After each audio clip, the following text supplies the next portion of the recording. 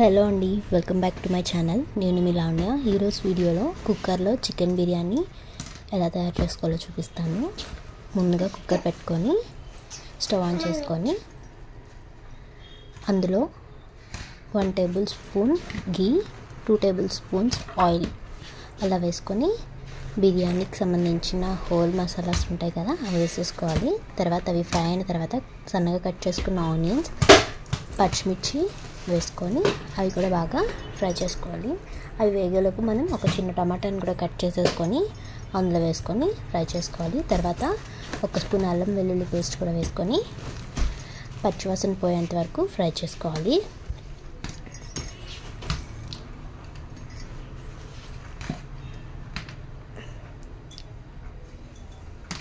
అవి బాగా వేగిన తర్వాత మనం ముందుగా చికెన్ని వాష్ చేసి పెట్టుకోవాలి. ఆ వాష్ చేసుకున్న చికెన్ని అందులో వేసుకొని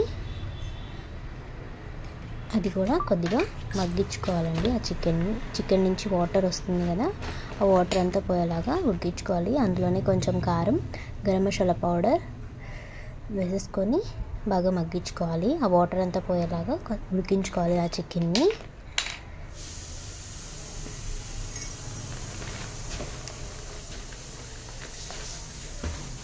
అలా ఉడికిన తర్వాత మనం అందులో కొంచెం పెరుగుని కూడా యాడ్ చేసుకోవాలి.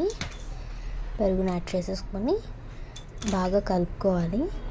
ఎందుకంటే వేడి మీద పెరుగు వేస్తే అది కొంచెం ముక్కలుగా అవుతుంది. అట్లా అవ్వకుండా ఉండాలంటే మనం దాన్ని బాగా కలుపుకుంటూనే ఉండాలి. ఒక 1 or 2 minutes కలుపుకుంటే అట్లా ఏం కాకుండా మంచిగా అవుతుంది.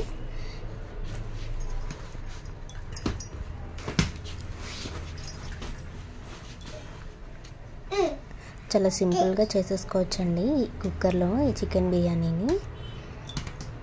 మనం దాంట్లో ఏం లేకుండా రైతాతో అన్న తినేయచ్చు, టేస్టీగానే ఉంటుంది.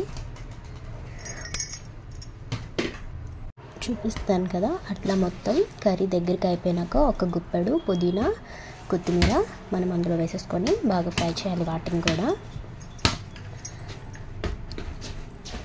అవి బాగా వేగిన తర్వాత మనం 1 గ్లాస్ రైస్కి 2 గ్లాస్ ఆఫ్ వాటర్ వేసుకోవాలి. మీకు ఇంకా కావాలంటే కొంచెం తక్కువగా కూడా వేసుకోవచ్చు. 1.5 వేసుకుంటే బాగా మెత్తగా అవ్వకుండా మంచిగా వస్తుంది. కొంచెం మెత్తగా కావాలి అనుకున్న వాళ్ళు 2 గ్లాసెస్ వేసుకోవచ్చు. కుక్కర్లో కాబట్టి 1.5 గ్లాస్ అయితేనే మంచిగా ఉంటుంది. బాస్మతి రైస్కి, నార్మల్ రైస్కి ఏదైనా అట్లా మంచిగా 1.5 గ్లాస్ అయితే బాగా వస్తుంది గ్లాస్కి. బాస్మతి రైస్ అయితే 1 గ్లాస్ అయితే సరిపోతుంది.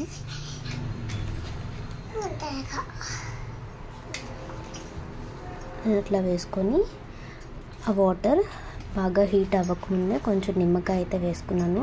బాగా వేడిగా అయిపోతే నిమ్మకాయ పిండినప్పుడు చేదు వస్తుంది. వాటర్ కొంచెం వేడిగా అవ్వకముందే మనం రైస్ వేసేసుకోవచ్చు. నానబెట్టుకున్న రైస్ వేసేసుకొని కొంచెం పిండి 2, 3 విజిల్స్ అవ్వకుండా మంచిగా వస్తుంది రైస్ అయిపోతుందండి బిర్యానీ మనకి. ఆవిరిపోయిన తర్వాత లిడ్ ఓపెన్ చేసి చూసుకుంటే చాలా మంచిగా ఉంటుంది, టేస్టీగా వస్తుంది బిర్యానీ అనేది. వీడియో లాస్ట్ వరకు చూసేయండి. నేను చేసిన బిర్యానీ ఎలా వస్తుందో మీకు తెలుస్తుంది. Thank you for watching. మీకు నా వీడియో కనుక నచ్చితే లైక్ చేసి, షేర్ చేసి, సబ్స్క్రైబ్ చేయండి.